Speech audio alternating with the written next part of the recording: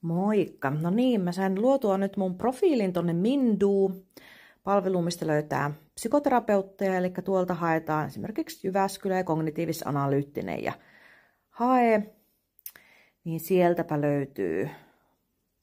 löytyy sitten, ja tuosta klikkaamalla saa tolleen niin kuin auki vähän enemmän tietoja. Ja siellä on myös merkintä siitä, että on mahdollista saada sitä koulutuspsykoterapiaa. No ne näytä vapaat ajat nyt ei oikein mulla vielä silleen toimi. Mun pitäisi laittaa sinne. Mä nyt laitoin ensi viikon tiistaille yhden ajan, mutta täytyy opetella vielä kalenteria käyttää vähän paremmin.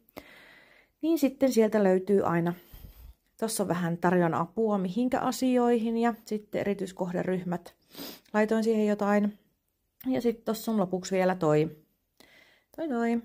kartta, mistä löytyy. Ja sitten 1.3. lähtien sieltä Palokasta sitten.